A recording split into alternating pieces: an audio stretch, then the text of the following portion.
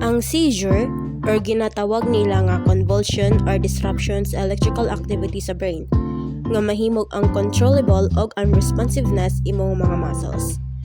Kung naay mahitabo nga seizure, ang pinaka-common nga cause kay epilepsy, pero pwede po nimo makuha from alcohol poisoning, lack of oxygen, after a head injury, after pagtumar og certain drugs, or tungod sa diabetes where ang imong blood sugar kay mubo.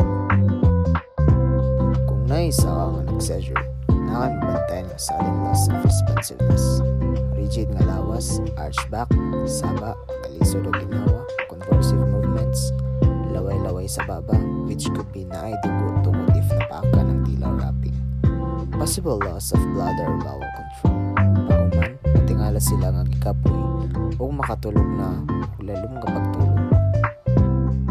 If nagsuspi ka isa ka tawo nga nag-seizure, it's important nga maprotektahan sila from harming sa ilang kaugalingon during attack.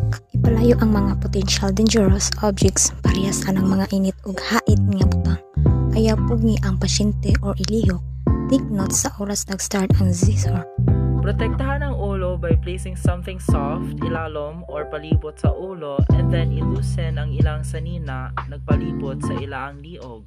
Once pag-start sa seizure, open their airway. Then, i-check ilang ginhawa.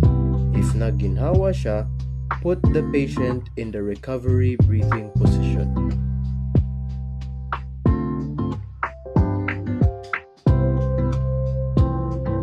If wala na siya nagginhawa at any point, prepare to treat someone who is unresponsive o wala nagginhawa. Monitor ilang level of response.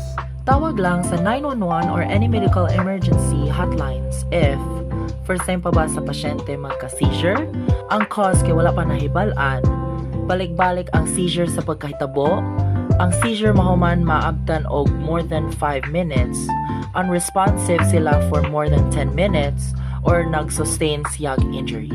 So, hinumduma nga protektaha sila and ayaw pugna. Tawaga ang 911 or any medical emergency hotlines. And that's how you help someone who is having a seizure.